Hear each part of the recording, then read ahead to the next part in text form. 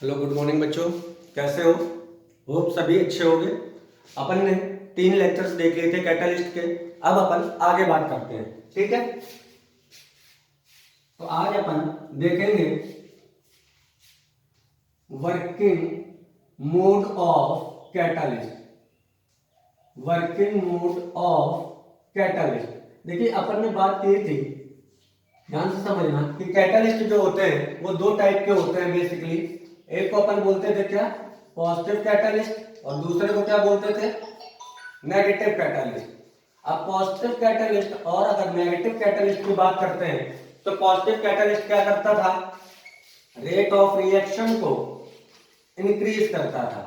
कि जो rate of reaction है उसको क्या कर रहा था, इंक्रीज कर रहा था। और जो नेगेटिव कैटालिस्ट था वो क्या कर रहा था, negative catalyst rate of reaction को डिक्रीज कर रहा था, है ना?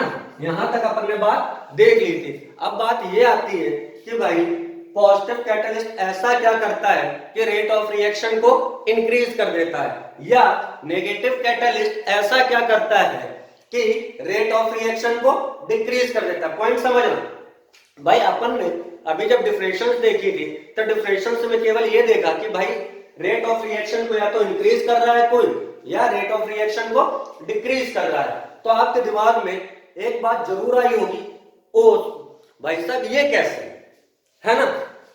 कि भाई ऐसा क्या काम हो रहा है कि हमने एक सब्सटेंस डाला जिससे रेट ऑफ रिएक्शन इंक्रीज हो गई या जिससे रेट ऑफ रिएक्शन डिक्रीज हो गई। आया होगा ना दिमाग में, पक्की बात? हाँ, तो ठीक है, ये आपका एक डाउट बनता होगा। तो आज इस डाउट का सॉल्यूशन देखेंगे कि भाई ऐसा क्या है और क्या नहीं है, ठीक है? तो आगे चलते हैं। अब यहां पर पॉइंट समझना कि पॉजिटिव कैटालिस्ट क्या करता है, रेट ऑफ रिएक्शन को इंक्रीज कर देता था, और negative catalyst rate of reaction को डिक्रीज कर देता था। तो देखो अपन एक ग्राफ बनाते हैं, अपन एक ग्राफ बनाते हैं। यहां पर अपन क्या ले रहे हैं, वाई एक्सिस पे एनर्जी ले रहे हैं, और एक्स एक्सिस पे क्या ले रहे हैं, टाइम ले रहे हैं, ठीक है? अब बात करते हैं कि अब ध्यान से समझना, अब ध्यान से समझना भाई। टाइम इस तरफ को जा रहे हैं तो क्या हो रहा है, बढ़ रहा है। तो टाइम जब सबसे कम होगा तब इस पॉइंट पे अपन ने बात कर ली, पॉइंट ए और पॉइंट बी, ठीक है? तो पॉइंट ए पर क्या होगा, दो ही चीजें हो सकती हैं। पॉइंट ए पर अगर बात करें तो रिएक्टेंट होगा या प्रोडक्ट होगा। भाई रिएक्टेंट हो सकता है और प्रोडक्ट हो सकता है। उसी तरीके से पॉइंट बी पर क्या हो सकता है, रिएक्टेंट हो सकता है या प्रोडक्ट हो सकता है। तो अब जरा आप सोचिए कि पॉइंट ए पर क्या होगा, रिएक्टेंट होंगे या प्रोडक्ट होंगे? अब कुछ बच्चे सोच रहे होंगे भाई साहब ये बड़ी टिपिकल समस्या आपने बता दी, पूछ ली कि, है ना? अब कुछ सोचिए, जब टाइम, ध्यान से, पॉइंट ए पर टाइम कम है या पॉइंट बी पर टाइम कम है? पॉइंट ए पर देखने से आपको समझ में आ रहा है पॉइंट ए पर टाइम कम है, और जब टाइम कम होगा तो बेटा वो रिएक्टेंट होगा या प्रोडक्ट होगा। मतलब रिएक्शन शुरू कहां से होती है, यहां पर रिएक्शन कहां से शुरू हो रही है, पॉइंट ए से, समझ में आ रही है बात? और खत्म कहां पर हो रही है, पॉइंट बी पर। इतनी बात सभी को समझ में आ रही है कि रिएक्शन स्टार्ट हो रही है पॉइंट ए पर और खत्म हो रही है पॉइंट बी पर। तो अब बात करते हैं कि कोई रिएक्शन कहां से शुरू होती है, रिएक्टेंट से शुरू होती है या प्रोडक्ट से शुरू होती है? तो ऑब्वियस सी बात है, आपका आंसर आएगा कि सर रिएक्टेंट से शुरू होती है। क्या यह बात सही है? बिल्कुल सही है, ठीक है? अब बात करते हैं, ठीक है, कि भाई अगर रिएक्टेंट से शुरू होगी, ठीक है, तो और इस ग्राफ में कहां पर शुरू हो रही, पॉइंट ए से, तो इसका मतलब पॉइंट ए पर आपका क्या होगा, रिएक्टेंट होगा, और पॉइंट बी पर क्या होगा, प्रोडक्ट होगा। क्या इतनी बात सहमत है? मतलब मैं ये कहना चाहता हूं कि पॉइंट ए पर रिएक्टेंट होगा और पॉइंट बी पर प्रोडक्ट होगा, ठीक है? यहां तक बात समझ में आ गई। अब देखो जरा एनर्जी चेक करते हैं।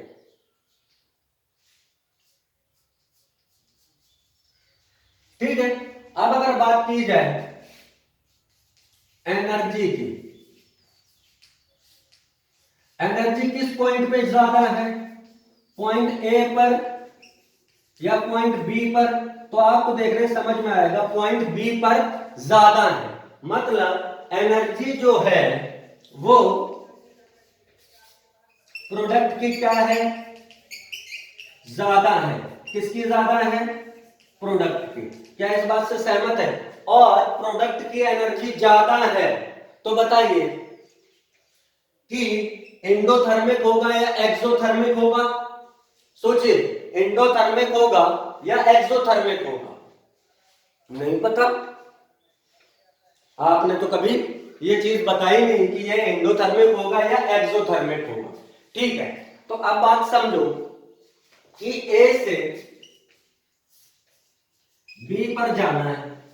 भाई यहां पर ए से अपन कहां पर जा रहे हैं, बी पर ही तो जा रहे हैं, तो ए से बी पर जाना है। इसकी एनर्जी कम है और इसकी एनर्जी ज्यादा है, तो एनर्जी तुम्हें देनी पड़ेगी या एनर्जी रिलीज होगी? सोचो, यहां से यहां पर जाने पे एनर्जी एब्जॉर्ब करेगा या एनर्जी रिलीज करेगा?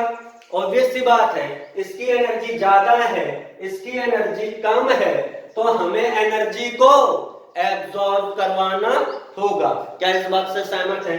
तो इस केस में क्या होगा बेटा, एनर्जी एब्जॉर्ब होगी। और एनर्जी एब्जॉर्ब किस में होती है, एंडोथर्मिक प्रोसेस में। किस में होती है, एंडोथर्मिक प्रोसेस में होती है। तो ये जो ग्राफ बना है वो किसके लिए है बेटा, फॉर एंडोथर्मिक।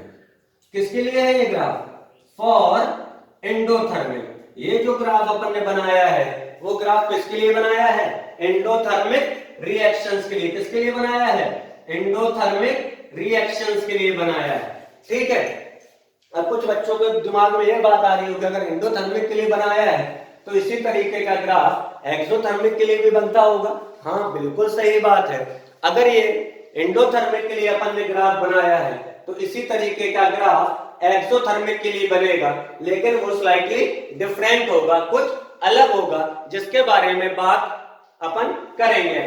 ठीक है, तो पॉइंट समझ में आ रहा है? मैं फिर से रिकैप कर देता हूं कि रिएक्शन आपकी हमेशा कहां से स्टार्ट होती है, रिएक्टेंट से, और एंड कहां पर होती है, प्रोडक्ट पे होती है। तो इस ग्राफ में रिएक्शन कहां से स्टार्ट होती दिखाई दे रही है, पॉइंट ए से, और खत्म कहां पर होती दिखाई दे रही है, पॉइंट बी पर। तो इन दोनों को अगर कोरिलेट करेंगे तो अपने पास क्या आएगा कि पॉइंट ए रिएक्टेंट को रिप्रेजेंट कर रहा है और पॉइंट बी प्रोडक्ट को रिप्रेजेंट कर रहा है। ये केवल किसके लिए होगा, ये प्रोसेस केवल होगा एंडोथर्मिक के लिए। पॉइंट समझना, ये केवल किसके लिए होगा, एंडोथर्मिक के लिए। ठीक है, इतनी बात समझ में आ रही? जिस पॉइंट पे रिएक्शन खत्म होगी वो प्रोडक्ट को रिप्रेजेंट करेगा, और जहां पे रिएक्शन स्टार्ट होगी वो पॉइंट किसको रिप्रेजेंट करेगा, रिएक्टेंट को, और जहां पर खत्म होगी वो किसको रिप्रेजेंट करेगा, प्रोडक्ट को। बताइए यहां तक बात क्या समझ में आई सभी को?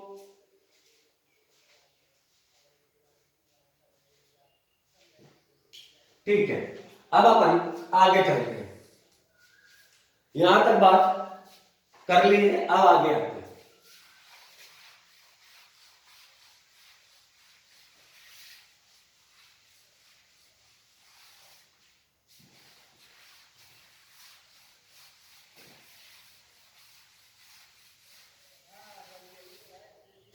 अब देखते हैं, मैं दोबारा से ग्राफ बनाता हूं जो अभी बनाया था।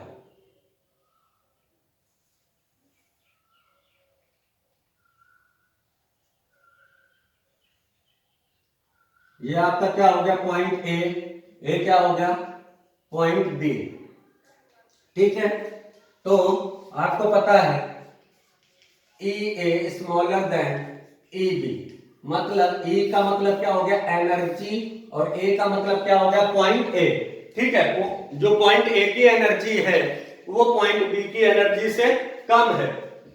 मतलब और क्या कह सकते हैं, जो रिएक्टेंट की एनर्जी है वो प्रोडक्ट से कम है, इस वजह से ये क्या है, एंडोथर्मिक है। ये एनर्जी देखना सभी को समझ में आ रहा है, पॉइंट क्लियर है कि एनर्जी कैसे देखी है, एनर्जी इस तरीके से देखी, क्योंकि इस पे अपन ने क्या लिया हुआ था, एनर्जी लिया हुआ था। ठीक है, तो जो ज्यादा ऊपर है उसकी एनर्जी ज्यादा है, जो नीचे है उसकी एनर्जी कम है। अब यहां पर बात करते हैं, आपने एक चीज पढ़ी थी, देखो इन दोनों की एनर्जी डिफरेंस है, ये क्या है, एनर्जी डिफरेंस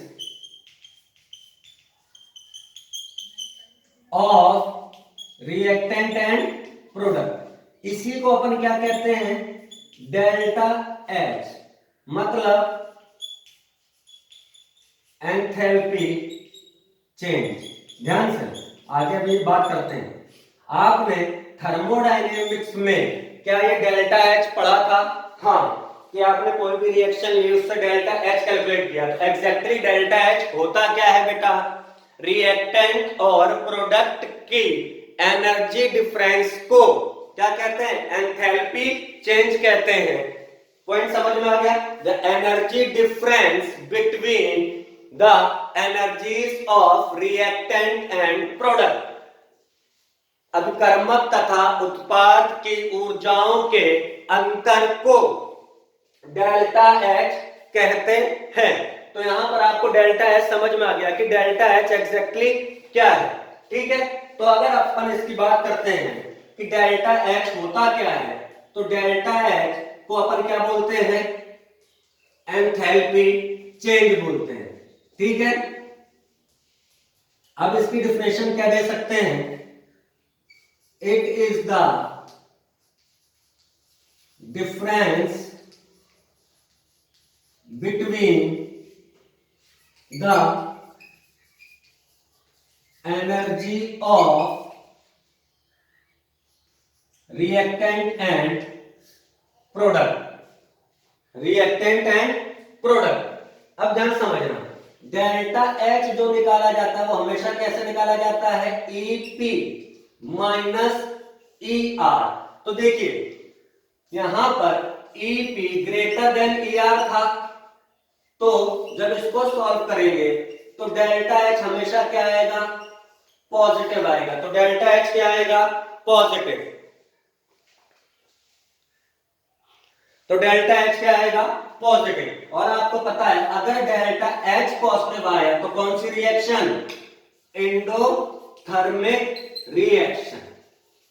ठीक है, तो इस वजह से अपन ने बोला था कि जो ये ग्राफ बनाया है अपन ने किसके लिए बनाया, एंडोथर्मिक रिएक्शंस के लिए बनाया है।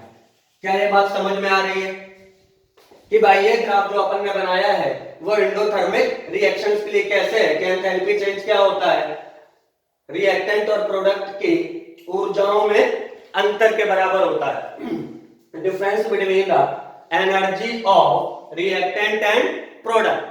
तो डेल्टा एच हमेशा क्या लिखते हैं, फाइनल माइनस इनिशियल। फाइनल पे क्या है आपका, प्रोडक्ट है, और इनिशियल पे क्या है, रिएक्टेंट। तो ईपी माइनस ई आर कर देंगे। यहां तक बात समझ में आ गई। अब बात करते हैं, आपने देखा था कि यहां पर EP greater than E R है, तो ये वैल्यू क्या है, ज्यादा है, ये वैल्यू कम है।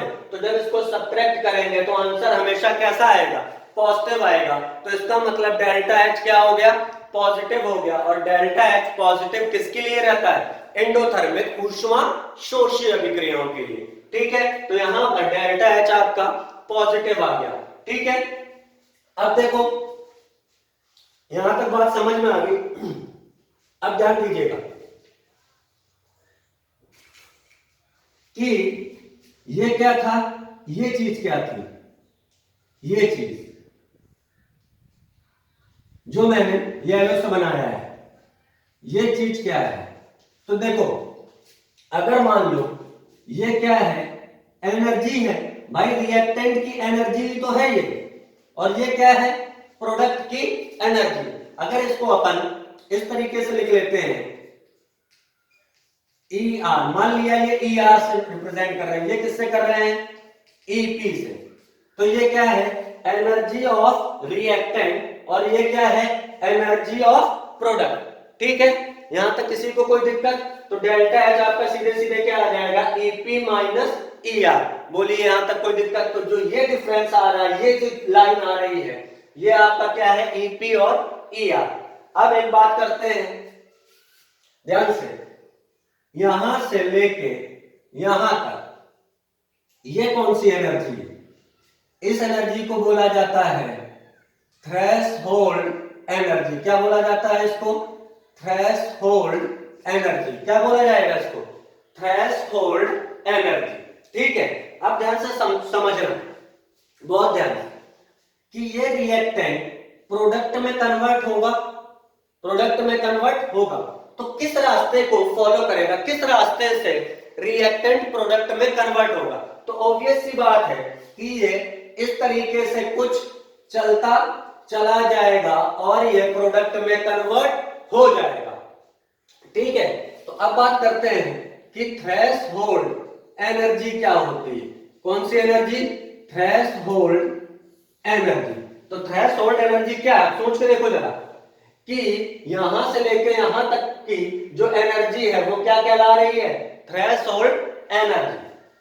थ्रेशोल्ड एनर्जी अगर ध्यान से देखो तो ये समझ में आ रहा है, the total amount of energy required to change the reactant into product. मतलब वह कुल ऊर्जा, सॉरी कह सकते हैं वह कुल आवश्यक ऊर्जा जो कि एक अभिकर्मक को उत्पाद में बदलने के लिए आवश्यक है। तो इसकी डेफिनेशन दे सकते हैं, it is the minimum total energy required to convert reactant into product. ठीक है, यह कुल न्यूनतम ऊर्जा है जो अभिकर्मक को उत्पाद में बदलने के लिए आवश्यक होती है। अब खुद सोच के देखो, अगर इससे कम एनर्जी रहेगी, टोटल थ्रेशोल्ड एनर्जी से कम एनर्जी है, तो क्या रिएक्टेंट उत्पाद में बदल पाएगा? नहीं। तो कह सकते हैं if E smaller than ET, इसको थोड़ी देर के लिए मैं ईटी मान लेता हूं, तो नो रिएक्शन। नो रिएक्शन का मतलब रिएक्टेंट प्रोडक्ट में कन्वर्ट नहीं होगा। If E equal to ET, तो रिएक्टेंट प्रोडक्ट में कन्वर्ट होगा। बात समझ में आ गई? अब तुम लोग ये कहोगे कि अगर ई ज्यादा ई ज्यादा हो जाए तो इजीली कन्वर्ट हो जाएगा। ठीक है, अब इसको एक अपन प्रैक्टिकल एग्जांपल से देखेंगे, डोंट वरी। तो बताओ यहां तक बात समझ में आ गई? पहला टर्म था डेल्टा एच, क्लियर है इस ग्राफ से? उसी तरीके से थ्रेशोल्ड एनर्जी। अब बात करते हैं, अब देखो ये एनर्जी जो मैं दूसरे से बना रहा हूं कलर से, ये वाली एनर्जी कौन सी है? ये एनर्जी कहलाती है एक्टिवेशन एनर्जी। कौन सी एनर्जी कहलाती है? एक्टिवेशन एनर्जी, जिसको हिंदी में कहते हैं सक्रिय ऊर्जा। क्या कहते हैं? सक्रिय ऊर्जा। ठीक है, अब इसको बात समझते हैं कि एक्टिवेशन एनर्जी क्या होती है। ध्यान से देखो जरा, एक्टिवेशन एनर्जी, अगर मैं एक चीज लिखूं मैथमेटिकल फॉर्म में, ईटी माइनस ई आर, देखो जरा, अगर इतने में से, ये है आपकी थ्रेशोल्ड एनर्जी, थ्रेशोल्ड एनर्जी में से अगर मैं इतनी एनर्जी को क्या कर देता हूं, सब्ट्रैक्ट कर देता हूं, तब हमारे पास क्या ये एनर्जी बचेगी कि नहीं? सबको दिखाई दे रहा है ग्राफ से? ठीक है, तो वही मैंने लिखा ET माइनस ई आर, कि थ्रेशोल्ड एनर्जी को पाने के लिए कितनी और ऊर्जा की आवश्यकता है, the required minimum energy. The required minimum energy to achieve threshold energy. Point समझ में आ रहा है? आपको बुक्स में कुछ अलग तरीके से लिखा रहता है, अगर आप चेक करेंगे जाके तो थ्रेशोल्ड एनर्जी और एक्टिवेशन एनर्जी की डिफरेंशिएशन अप्रॉक्स सेम मिलेगी, आप डिफरेंशिएट नहीं कर पाएंगे। ठीक है, लेकिन बात समझिए, मैं इसको दूसरे तरीके से बता रहा हूं, कंफ्यूज नहीं होना है। थ्रेशोल्ड एनर्जी क्या है? टोटल एनर्जी रिएक्टेंट को प्रोडक्ट में कन्वर्ट होने के लिए। ठीक है, एक्टिवेशन एनर्जी क्या है कि कितनी और एनर्जी चाहिए, तो लिख सकते हैं upon the minimum required extra, देखो मैंने एक वर्ड यूज किया एक्स्ट्रा, वहां पर एक्स्ट्रा नहीं है, the minimum required extra energy to convert reactant into product, है ना, कि कितनी और ऊर्जा चाहिए, वो क्या कहलाएगा? Threshold energy. नहीं, अब बच्चों आपके दिमाग में सारा मिक्सअप हो गया कि साहब थ्रेशोल्ड एनर्जी समझाई थी, समझ में आ गया था, एंथैल्पी चेंज समझाया था, समझ में आ गया था, एक्टिवेशन एनर्जी समझाई, समझ में आ गया साहब, अब तीनों एक साथ दिख रहे हैं, तो अब साहब हमें भी तीनों चीजें एक जैसी ही दिख रही है। तो यहां तक सभी को बात समझ में आई? ठीक है, एक्टिवेशन एनर्जी को अपन लिखते हैं ई ए से। किससे लिखते हैं? ई, कैपिटल ई का मतलब एनर्जी और स्मॉल ए का मतलब जो सबस्क्रिप्ट में लिखा है छोटा सा, एक्टिवेशन, सक्रिय ऊर्जा। ठीक है, ई टी का मतलब क्या हो गया? ई का मतलब एनर्जी और टी का मतलब थ्रेशोल्ड। ठीक है, अब देखते हैं इसको थोड़ा सा अलग अलग करके देखते हैं।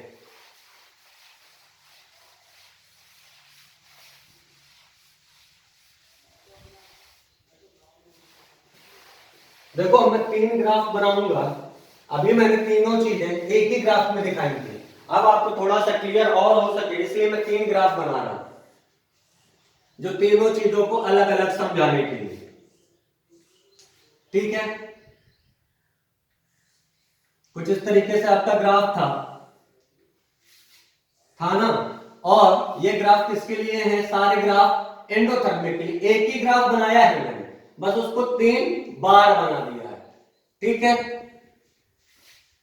क्या बात कर रहा हूं मैं? एक ही ग्राफ बनाया है मैंने, उसको 3 बार बना दिया। कंफ्यूज मत होना कि तीनों ग्राफ अलग अलग है।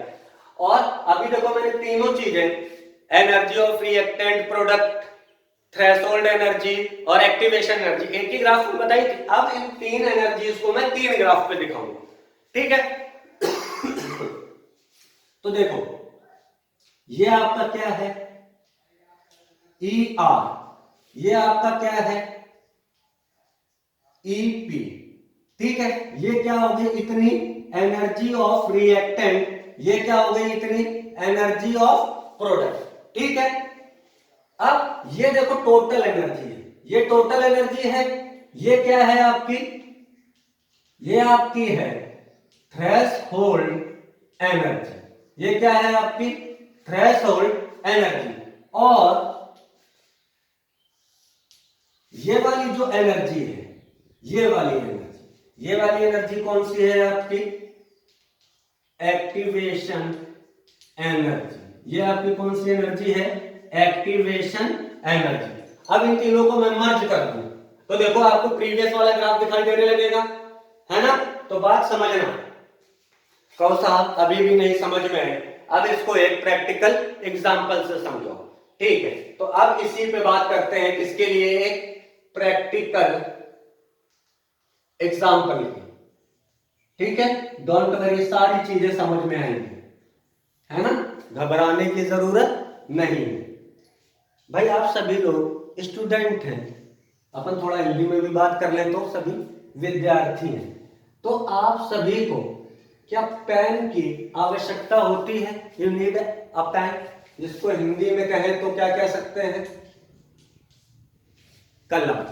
ठीक है, अब आपको एक पेन खरीदना है, पेन की कॉस्ट कितनी है?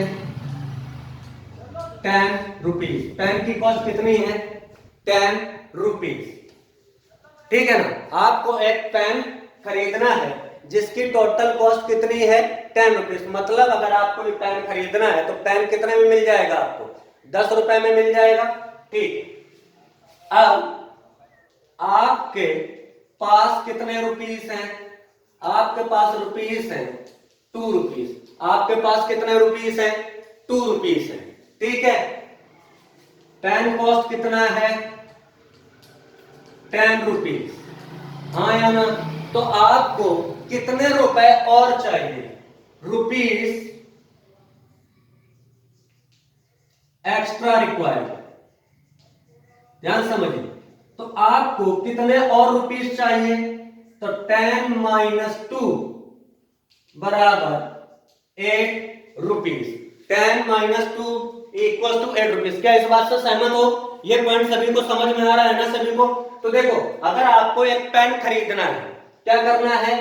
पेन को परचेज करना है। हाँ या ना? और पेन को परचेज करने का मतलब क्या हो जाएगा? जब पेन को परचेज कर लेंगे तो वो क्या हो जाएगा? मेरा।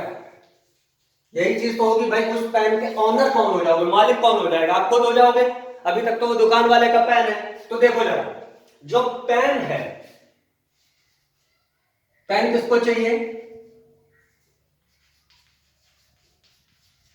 आपको। ध्यान से समझना। पेन किसको चाहिए? आपको। ठीक है। पेन आपको मिल जाएगा फाइनली, तो वो क्या हो जाएगा? आपका पेन हो जाएगा। तो यहां पर देखिए, जो ये आपको है, ये क्या है बेटा? रिएक्टेंट। ये क्या है आपका? रिएक्टेंट। पॉइंट समझ में आ रहा है? जो ये परचेज करेंगे, ये क्या है? रिएक्शन, यानी कोई एक प्रोसेस है, प्रक्रम है। बोलो, बात समझ में आ रही? आपने पेन खरीद लिया, वो पेन आपका हो गया, तो ये क्या है? आपका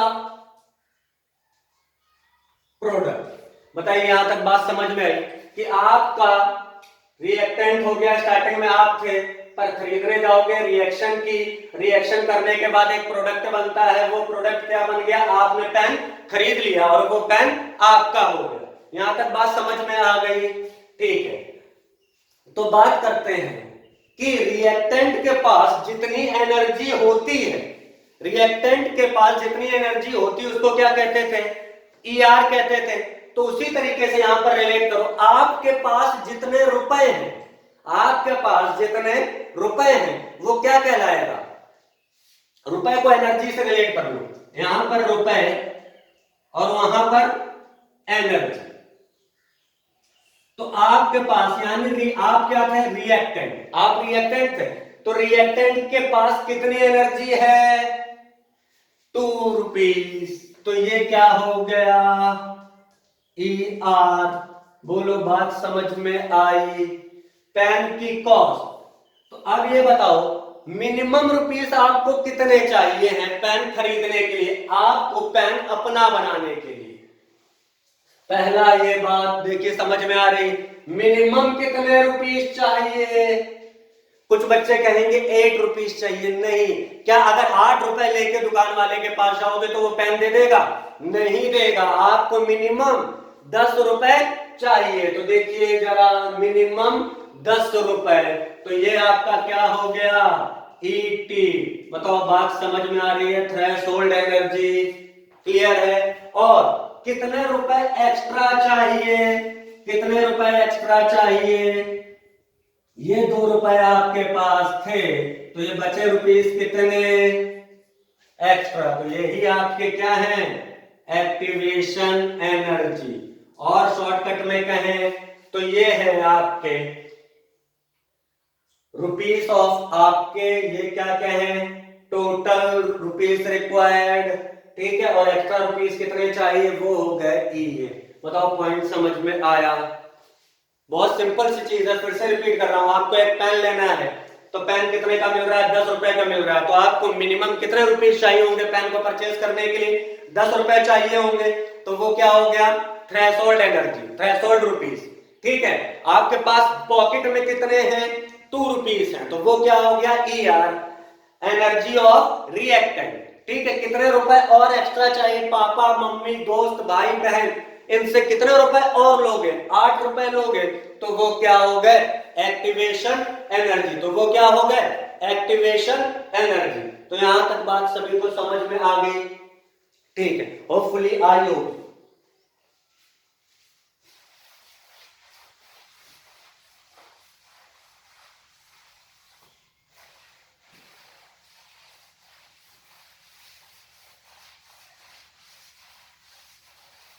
अब देखिए नेक्स्ट बात करते हैं।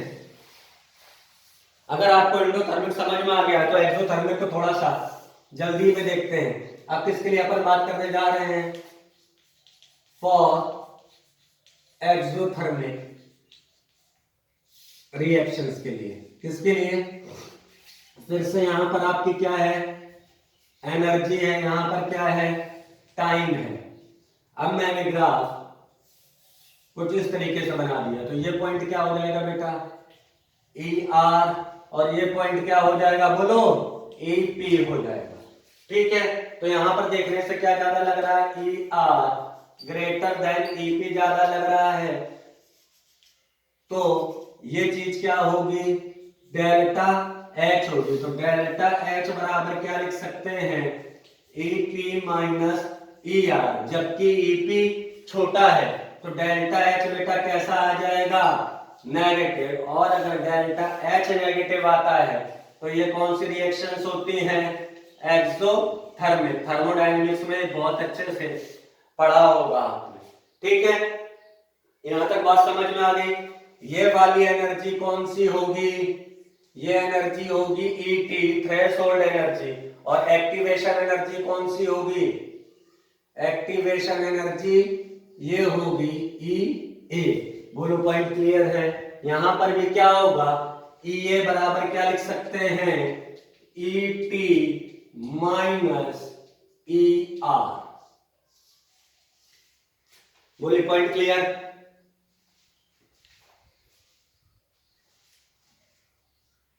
अब आगे देखते हैं। यहां तक तो अपन ने इस ग्राफ की बात कर ली। केवल मैंने आपको यह समझाया है कि भाई एक्टिवेशन एनर्जी होती क्या है।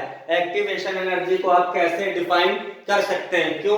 क्योंकि आपने इस चैप्टर में एक्टिवेशन वर्ड सक्रियण ऊर्जा सुना होगा या यूज किया होगा, तो उसको अभी तक मैंने एक्सप्लेन किया था कि एक्टिवेशन एनर्जी होती क्या है। ठीक है, अब अपन बात करते हैं किसकी, कि कैटालिस्ट कैसे काम करते हैं। तो अगर अपन बात करते हैं पॉजिटिव कैटालिस्ट की, किसकी बात करते हैं? Positive catalyst. पॉजिटिव कैटालिस्ट बेटा क्या करते हैं? रेट ऑफ रिएक्शन को क्या कर देते हैं? इंक्रीज कर देते हैं। ठीक है, कैसे? By altering the path of reaction. ठीक है, मतलब मैंने क्या बोला? रेट ऑफ रिएक्शन को क्या करते हैं? बढ़ाते हैं। कैसे बढ़ाते हैं? जिस रास्ते से अभिक्रिया हो रही थी वो रास्ता ही बदल देते हैं। ठीक है, अब समझना इसको।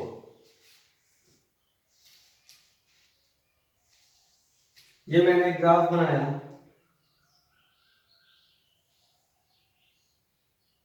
ये एक मैंने दूसरा ग्राफ बनाया। ये जो ग्राफ था वो किसके लिए था? विदाउट कैटालिस्ट था। कैसा था? विदाउट कैटालिस्ट था। और ये जो येलो से बनाया हुआ है वो कैसा है? With positive catalyst. इसमें अपन ने कौन सा कैटालिस्ट यूज किया है?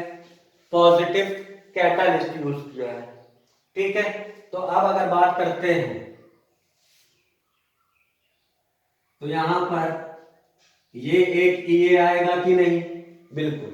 और दूसरा EA कौन सा आएगा? दूसरा EA ये आएगा। ठीक है, इसको बोल देते हैं EA1 और इसको क्या बोल देते हैं? EA2। तो यहां पर देखिए EA2 स्मॉलर देन EA1 दिखाई दे रहा है सभी को। साहब कहां से? ग्राफ से। ग्राफ से चेक करो, दिखाई दे रहा है सभी को? बिल्कुल दिखाई दे रहा है। तो देखो जरा ध्यान से, तो पॉजिटिव कैटालिस्ट ने क्या किया, पॉजिटिव कैटालिस्ट ने रिएक्शन की एक्टिवेशन एनर्जी को क्या कर दिया, कम कर दिया। मतलब कह सकते हैं कि positive catalyst decrease the activation energy of reaction, अभिक्रिया की सक्रिय ऊर्जा को कम कर देता है। क्या कर देता है, कम कर देता है। तो अब बात अपन ये कहोगे कि भाई अगर एक्टिवेशन एनर्जी को कम कर दिया तो इससे रेट ऑफ रिएक्शन, रिएक्शन की स्पीड कैसे ज्यादा होगी, राइट। आपके दिमाग में ये क्वेश्चन चल रहा होगा, तो इस क्वेश्चन का भी सॉल्यूशन देखो, समझो बात को। अपन ने क्या किया, अब एक रास्ता आपके पास फर्स्ट रास्ता है, एक रास्ता सेकंड है। आप यहां से चले, यहां पर पहुंचे, और दूसरे में यहां से चले, यहां पर पहुंचे, तो आप खुद देखिए टाइम किसमें कम लगेगा, इसमें ज्यादा ऊंचाई, ज्यादा डिस्टेंस ट्रेवल करना है फर्स्ट वाले में, सेकंड में कम डिस्टेंस ट्रेवल करना है। तो बताइए किसमें जल्दी पहुंच जाएंगे, ऑब्वियस सी बात है सेकंड में जल्दी पहुंच जाएंगे। जल्दी पहुंचने का मतलब क्या है, स्पीड ज्यादा है, टाइम कम लगेगा। बात समझ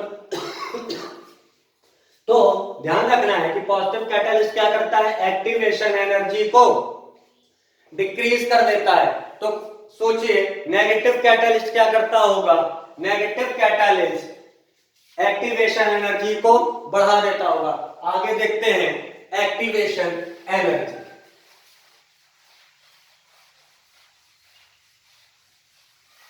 फॉर नेगेटिव कैटालिस्ट, अब बात करते हैं नेगेटिव कैटालिस्ट क्या काम करता है। नेगेटिव कैटालिस्ट, नेगेटिव कैटालिस्ट क्या काम करेगा,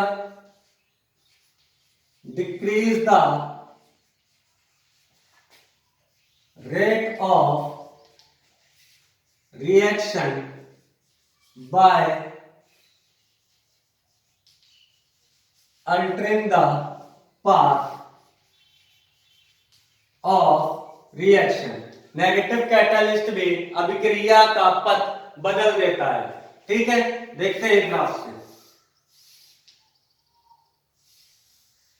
एक ग्राफ ये बनाया और एक ग्राफ ये बनाया। ये क्या है, विथ नेगेटिव कैटालिस्ट, और व्हाइट वाला क्या है, विदाउट कैटालिस्ट, ठीक है।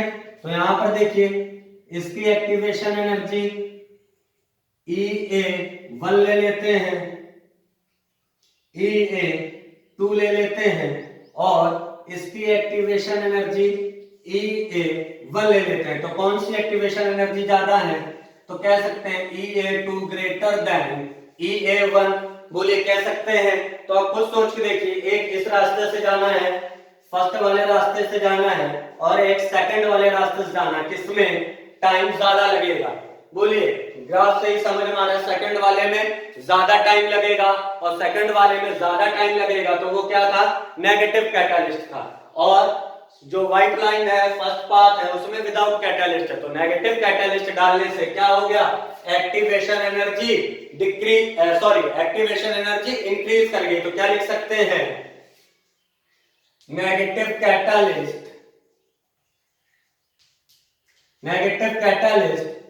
increase the